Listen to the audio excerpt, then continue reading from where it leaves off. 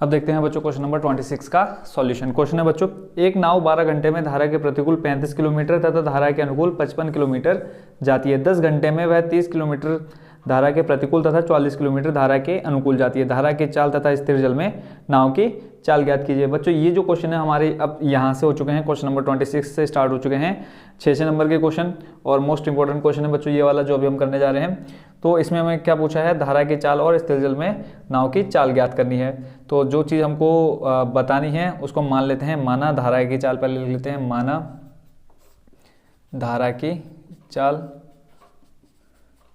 चाल हमेशा बच्चों क्या होती है, किलोमीटर प्रति घंटे में, तो मान लेते हैं x किलोमीटर प्रति घंटा।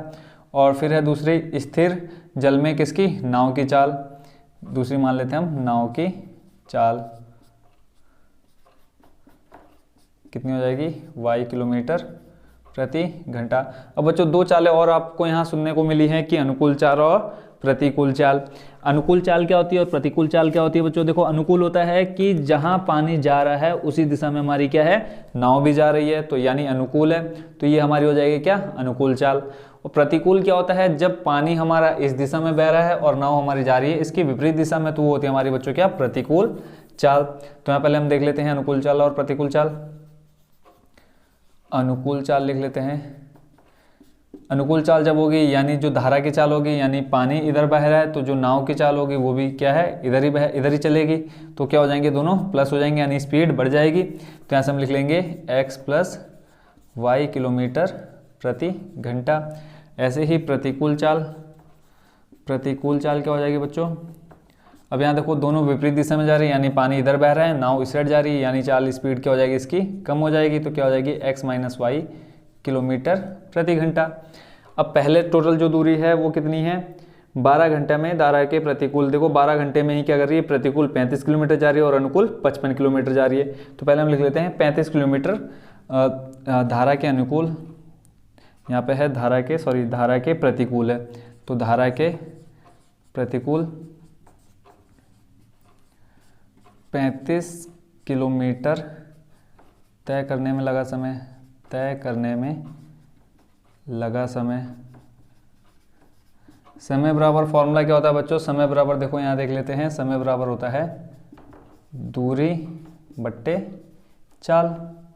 अब देखो बच्चों दूरी कितनी दे रखी है हमको, 35 किलोमीटर, तो यहाँ से आ जाएगा 35 बट्टे में चाल। चाल देखो कैसी है, प्रतिकूल है, प्रतिकूल के लिए क्या हमने लिया यहाँ पे x माइनस वाई। ठीक हो गया। इतना समय लग रहा है किसके लिए, पहले वाले किसके, प्रतिकूल, इसको मान लेते हैं t1। ऐसे ही धारा के प्रतिकूल, अब धारा के अनुकूल दे रखा है, धारा के अनुकूल कितने किलोमीटर बच्चों, धारा के अनुकूल 55 किलोमीटर, तो यहाँ से लिख लेते हैं धारा के अनुकूल 55 किलोमीटर दूरी तय करने में लगा समय।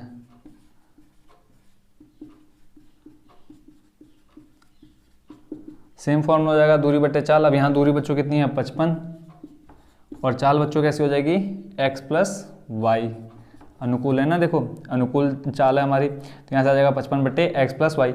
अब इन दोनों दूरियों को जो तय करने में समय लग रहा है वो कितना दे रखा बच्चों, 12 घंटे लग रहे हैं। तो यहाँ पे लिख लेंगे 12 बराबर आ जाएगा 35 बट्टे x माइनस वाई, यानी इन दोनों को मिला करके कितना आ रहा है हमारा, 12 घंटे लग रहे हैं। तो यहाँ पे आ जाएगा 55 बट्टे x प्लस वाई। इसको मान लेते हैं हम समीकरण नंबर 1। ऐसे ही फिर आगे क्वेश्चन में क्या कहा है कि 10 घंटे में वह 30 किलोमीटर और 44 किलोमीटर जा रही है। फिर अब फिर आगे देखते हैं हम पुनः धारा के प्रतिकूल।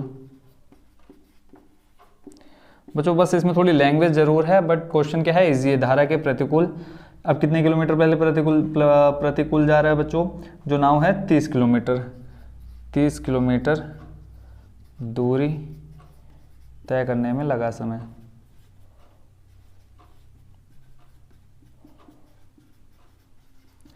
सेम फॉर्मूला रहेगा दूरी बट्टे चाल। दूरी कितनी है, 30, चाल प्रतिकूल है, तो आ जाएगा x माइनस वाई किलोमीटर प्रति घंटा। ठीक हो गया बच्चों। यहाँ हमारा क्या है, समय है, तो यहाँ पे खाली क्या आ जाएगा, घंटा। ठीक हो गया, 30 बट्टे x माइनस वाई। ऐसे ही आ जाएगा धारा के अनुकूल, धारा के अनुकूल कितने किलोमीटर जा रही है बच्चों हमारी जो नाव है, 44 किलोमीटर आ जाएगा धारा के अनुकूल। 44 किलोमीटर दूरी तय करने में लगा समय, दूरी आ गई बच्चों 44 बट्टे अनुकूल चाल है तो x प्लस वाई आ गया।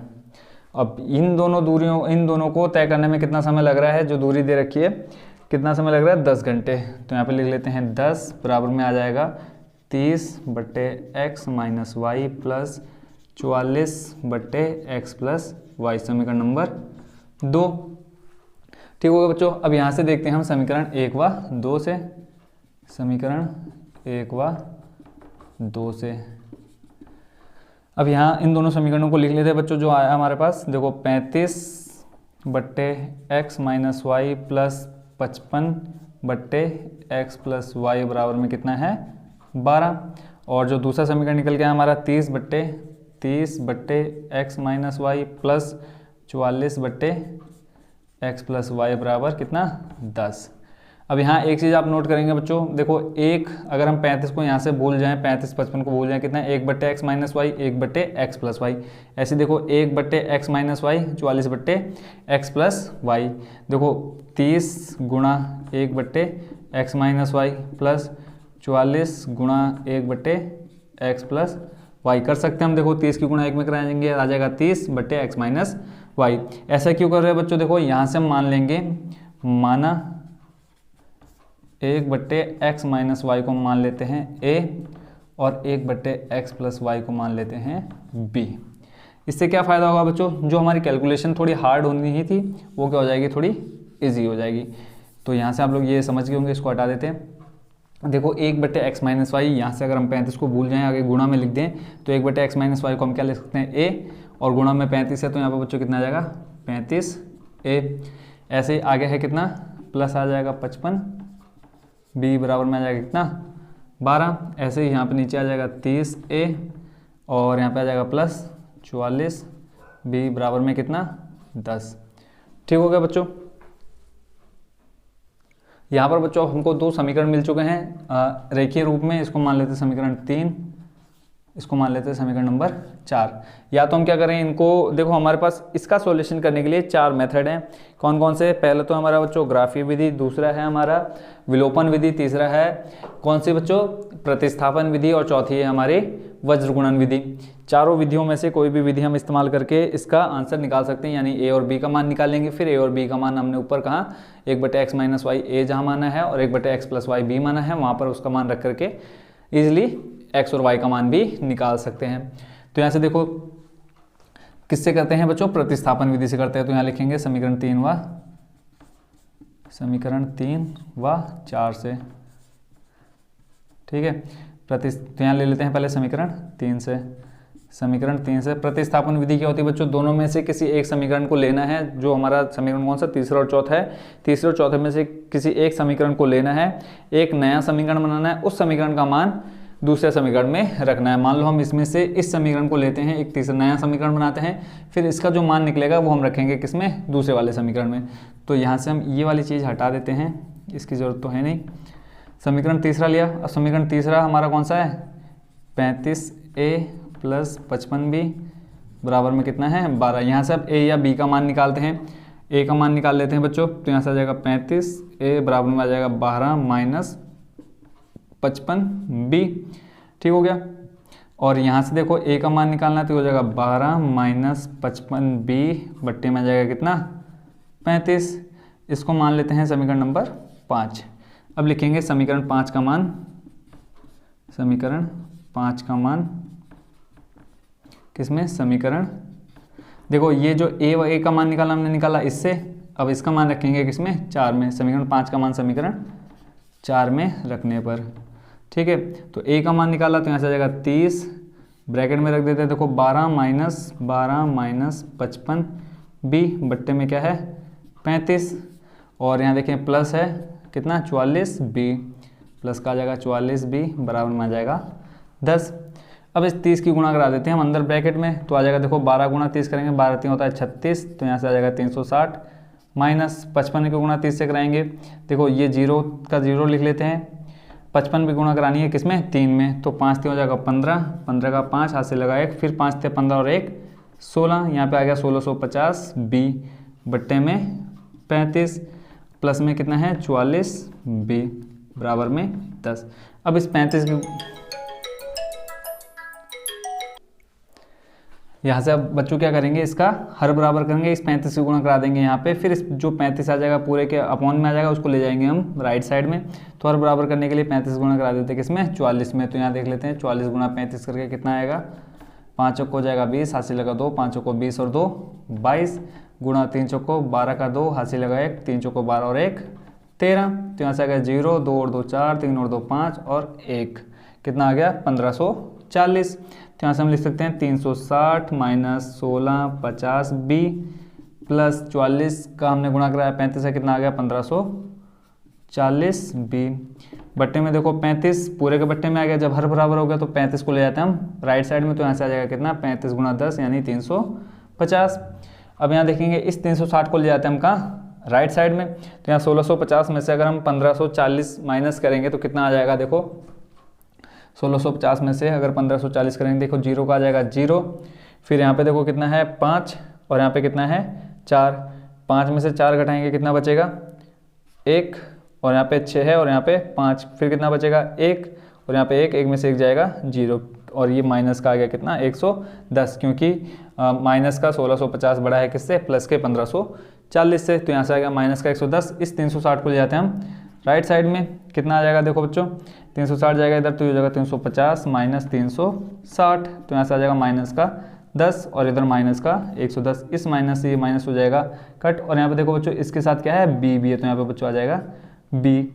ठीक हो गया, b का मान निकालना है। तो यहाँ से आ जाएगा 10 और ये गुणा में है, आ जाएगा किसमें डिवाइड में, कितना 110। तो यहाँ से b बराबर कितना आ गया बच्चों 1/11। अब क्या करेंगे, इस b का मान रखेंगे हम किसमें समीकरण कौन से में तीसरे में, या यहाँ देखो बच्चों हमने ये जो b का मान निकाला किन समीकरणों से निकाला तीसरे और चौथे से। तो यहाँ हम रख देंगे b का मान समीकरण 3 में रखने पर। यहाँ पे देख लेते हैं b का मान समीकरण 3 में रखने पर, b का मान समीकरण 3 में रखने पर समीकरण तीसरा उतार लेते हैं। यहाँ पे क्या है 35a प्लस 55b बराबर में कितना है 12।